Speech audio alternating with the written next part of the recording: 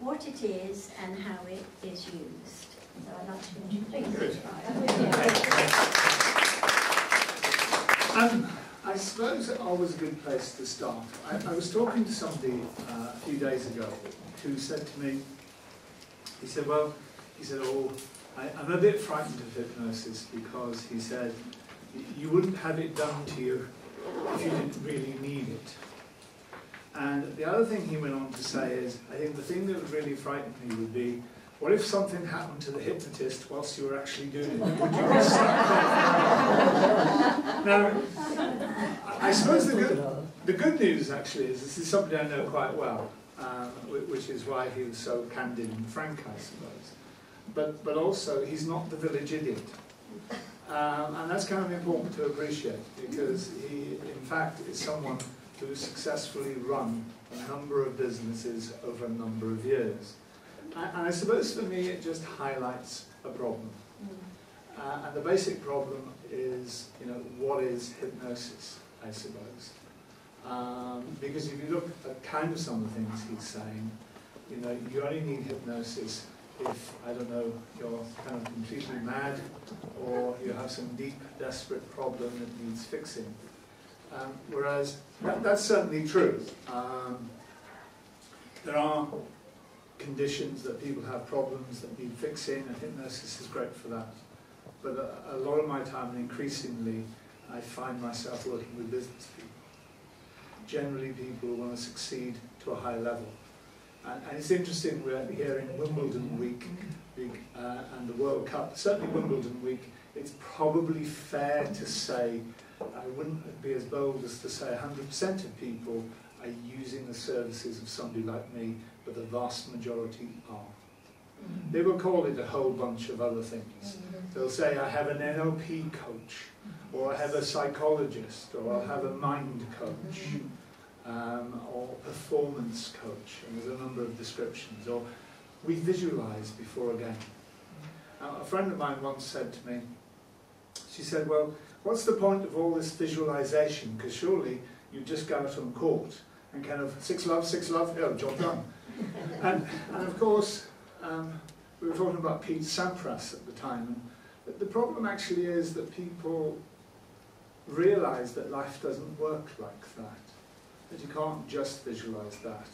And what, if you like, mind management, state management, hypnosis does, is to teach you to respond instantly to whatever situation arises.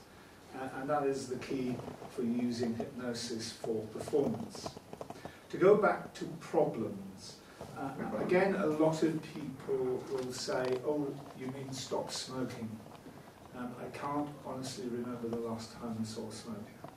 Not because I don't do it, I just specialise in more complex areas. Weight loss I see some for, but the numbers are not huge.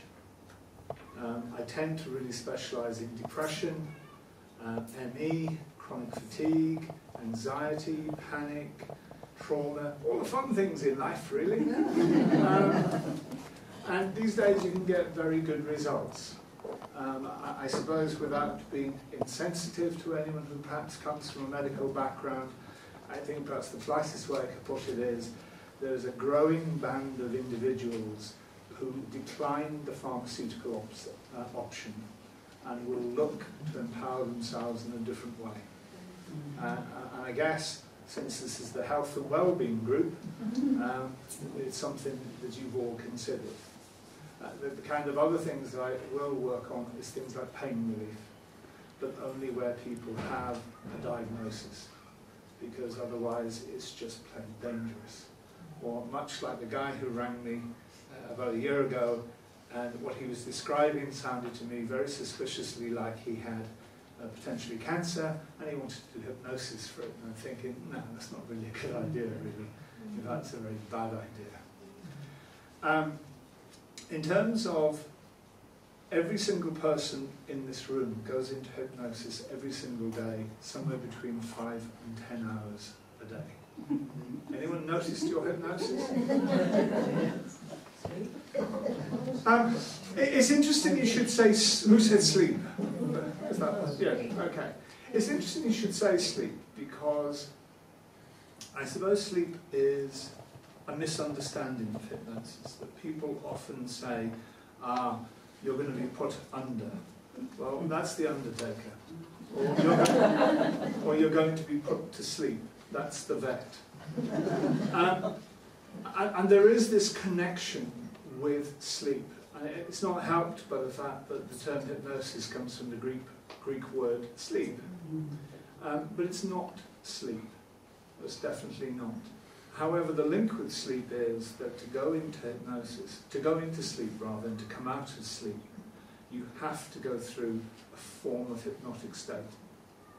And there are no choices. And often people will have common sensation is as you wake up in the morning, you kind of get a sense of being awake but not awake, if anyone's ever had that sensation. Another common sensation is the sense of falling, or the sense of jolting back as you're going into sleep. Who drives here? Oh, good, most people, excellent. Well, the scary thing actually is the most common form of hypnosis is driving. And strangely, I'm kind of working on the principle that most of you have not had too many crashes. You know, they don't know you as Alice Crash or whatever. And the reason for that is, anytime you go onto autopilot, you're in hypnosis. Sometimes it's so profound, and I'm sure some of you have had this experience of arriving somewhere, and it's been so profound that you either have a sneaky or an overt look at the front of the car to check for blood, debris. No dents. If there's no dents, rather, no blood, it's a good sign. Mainly because your brain switches off and you just go into autopilot.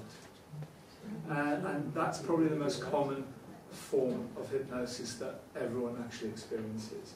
The others are things like daydreaming, or maybe, I don't know, for those of you who don't like football but live with someone who loves it, you've been doing a lot of hypnosis for the last 2 or 3 weeks. And it's just an idea where your brain just goes offline and comes back on again. Some of us might describe it as relaxation. It's perfectly safe. All of us actually do it. The difference is I teach people how to do it at a time of their choosing, and teach people how to use it to have, should we say, beneficial effects for them, if that makes sense. And since I've spoken a lot, we've touched on 1 or 2 areas, I wonder if you had any questions. Oh, that carpet is suddenly very, very exciting.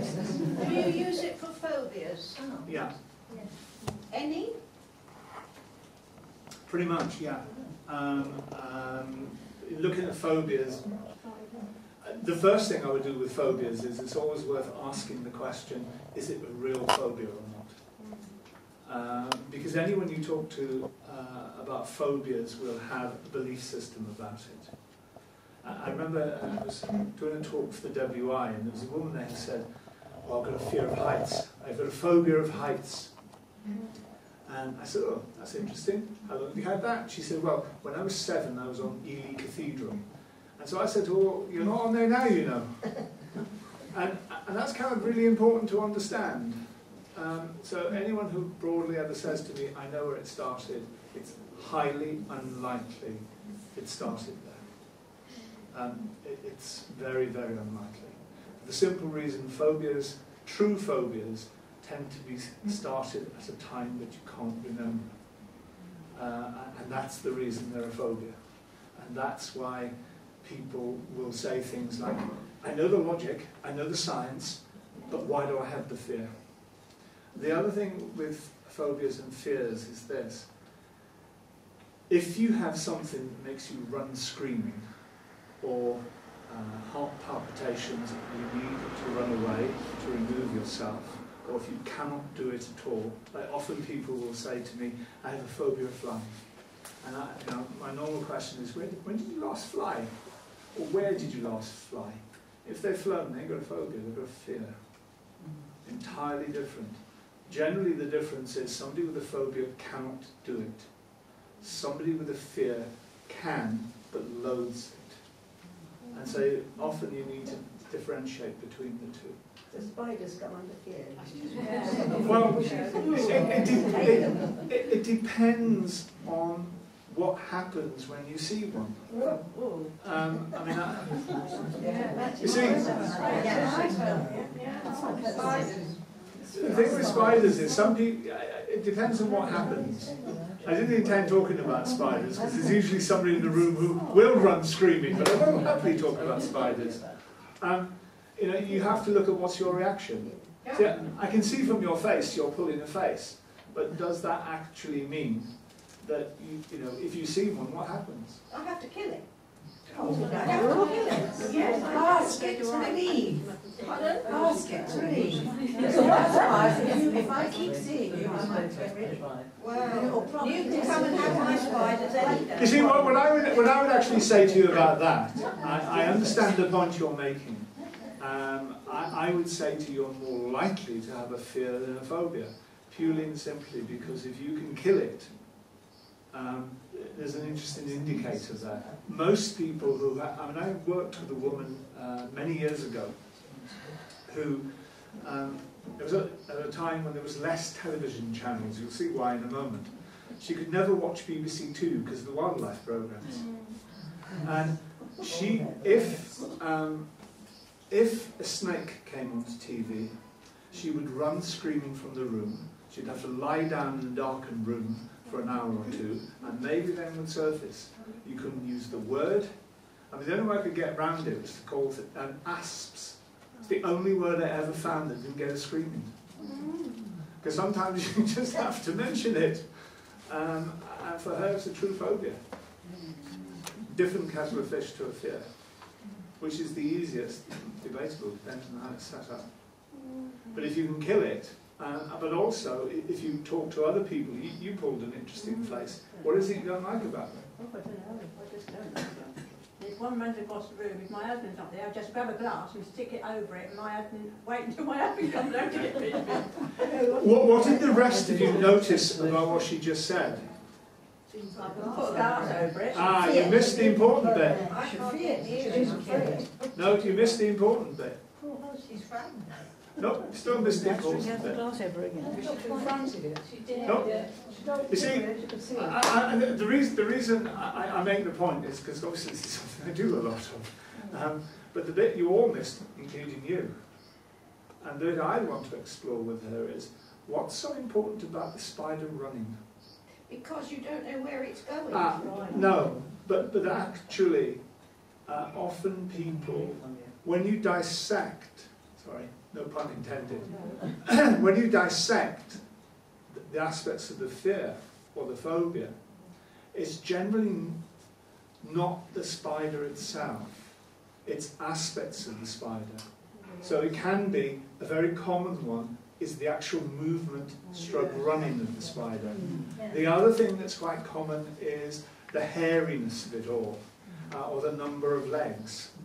And so there's a range of things, but for shorthand and for social acceptability, we say things like, oh yeah, I've got a phobia of spiders. And everybody goes, oh, you poor lad, I know, I've got a phobia too. And so it gets absorbed into what we say about phobias. But when you actually break it down, it's often those words. But because we've all heard her say she's scared of spiders, we've just ignored what she said. It's a very common reaction. For me, which is going back to what I said to you a moment ago, the idea of hypnosis is often that it's often portrayed as, this is your consciousness, and underneath it is your unconscious, and that hypnosis does that. It's entirely, in my view, wrong. What hypnosis actually is in your unconscious is, if that's consciousness, your hypnosis kind of goes, and it kind of rises above it and falls below your consciousness all of the time. The most common example you can have of that, if you talk to people, have you ever had the experience of perhaps being with friends and somebody says, ooh, too much information? It's exactly what's happening there. And in lots of other ways, if you talk to people and ask them questions, they will begin to reveal what's underneath. Which is why for me I was fascinated by the running, because that for me would be the place I would start. I would probably ask her more questions about spiders. And again, if you look at the contact she's willing to have with spiders, it's not the Rambo approach to spiders, it's the kind of containment approach.